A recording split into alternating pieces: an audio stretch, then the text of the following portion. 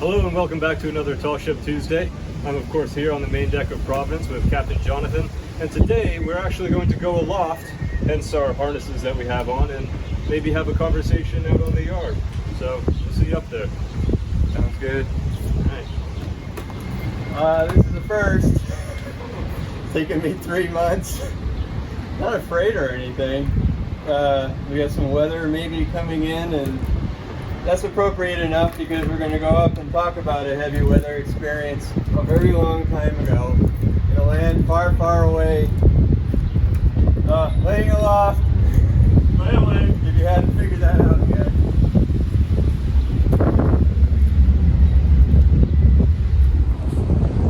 Hello. Hi. Welcome to the starboard side of Providence's topsail yard.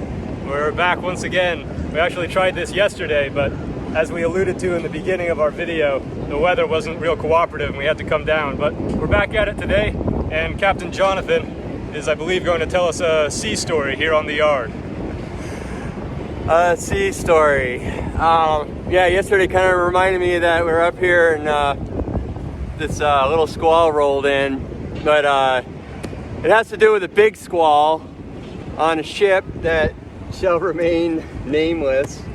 I'll say that much. In a time when these weren't required. On a ship similar to this one in the Pacific Northwest, crossing a large strait into an archipelago in Northwest Washington. Okay. Got up there in the evening, there's a gale forecasted, and that really didn't deter the captain. Going into nighttime, sure, why the heck not? Let's go sail a tall ship across the strait, you know.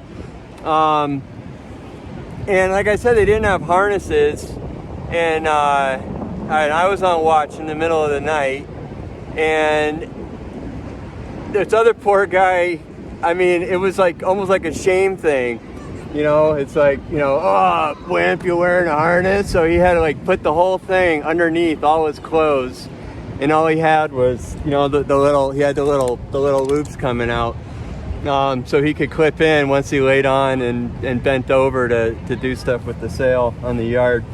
But anyhow, it kicked up at 40 knots. And we were sent aloft to go furl the sail. I think it was probably the topsail.